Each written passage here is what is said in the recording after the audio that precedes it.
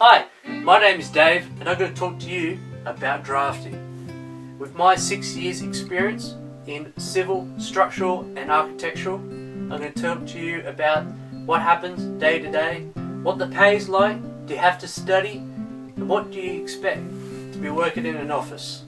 Hope you enjoy.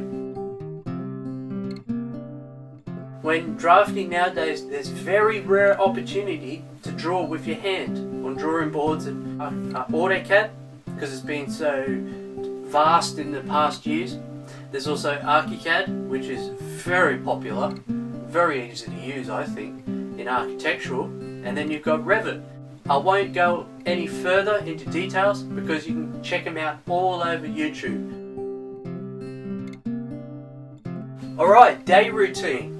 I'm going to only explain what I've done, so I can't assume all offices are the same. I would arrive at work around about 8 AM, 7:30 AM sometimes, finish 4:30 PM. So come in first thing, have a coffee, say g'day, hey guys, and then sit down and work out your day. You know, I'm going to get this done, I'm going to work on this, and then usually on a Friday, you just hang out at the pub, have a drink with your mates at work. Pretty easy going really, except the hard times. When there is a big job that needs to be done, you're going to be putting in a lot of effort. My work over in Newcastle, however, I was doing 9 to 10 hours a day, and that's just straight drafting. That was very tiresome because I came from 7.5 hours to straight 9-10 hours. There's a lot of times that people are going to come into your desk all the time, ask you questions, tell you what to do, get things done quicker. Classic thing that people always ask. Get my job done. No, get my work done. Mine. You just got to understand that you can focus on what needs to be done first, then prioritize different jobs. One great thing to keep in mind. The ups and downs. 37.5 hours a week. That's what I was doing in Sydney. Until I came to Newcastle, that was around about 40 odd hours to about 50. Two people that worked in steel detailing, which is drawing what the structural draftsman had designed and draws up every base plate, every beam, every detail of like even nuts and bolts sometimes. It's incredible how much detail they put in. He had to work every Saturday, sometimes half a Saturday, on top of Monday to Friday. That was a lot of time. Yeah, I remember meeting up with him and he was very tired most of the time, but he had a lot of cash in his hand, I'll tell you that. You'll get a lot of times where there's no work, and unfortunately if you become a contract, that means setting up your own ABN number and getting your own insurance and your own computer sometimes, and doing your work for another company just off contracts. Sometimes you won't have any work as long as months, unfortunately. Full-time work, you're able to stay in a company, you're provided annual leave, sick leave. However, I had RSI, repetitive strain injury in my right wrist, and I had to see the physiotherapist a few times.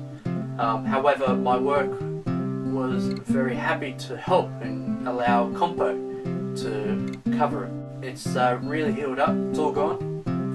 You get slight pains, but you just got to listen to what the physiotherapist say and just keep it going. I know another person that had it very bad in the left hand because of the keyboard, but it can happen to a lot of people that work in the office. You just got to keep that in mind, that there is actual work injuries that can happen to you, body injuries. There is a lot of big jobs where people want to do some pretty cool stuff. However, there's a lot of times when you are working on small buildings or a small renovation, small remodel, but there is potential in that. Fully qualified, say that's 5 years experience. A lot of people are asking for 5 years experience to become a designer or a senior. I myself is just above that. I've got 6 years experience within the industry. The pay would be around about 50 to 60,000 a year. When they like you, you can get around about 70, 80,000 a year. When I started, I did an apprenticeship. I started getting paid $800 a fortnight. within 4 years, I started getting $700 a week. As soon as you hit the target, then you start to get the real money, which is $50,000 to $60,000 a year. It's not much, but if you enjoy what you're doing, that's the main thing. And it is pretty interesting what you can see. Okay, where in Australia can you be a draftsman? Where's the biggest opportunities? The biggest area I've ever seen for architectural drafting was in Melbourne, however. You've got to have experience within Revit, ArchiCAD, preferably a diploma in architecture. Go on to Seek, Career One, those other job listing companies, agencies, and check that out pretty much before you go into it. See where there's a lot of opportunities, what they want from you, and how much they're willing to pay for you. So check it out, kind of write it down and see where you really want to go. Alright, that's drafting in a nutshell. I hope that helps you. If there's any more questions, I can easily come up with another video and set it off, and for you to have a look at any questions that you might have within the industry. I can talk to some guys, get some feedback if you would like about different products, different ideas. Any questions, please let me know.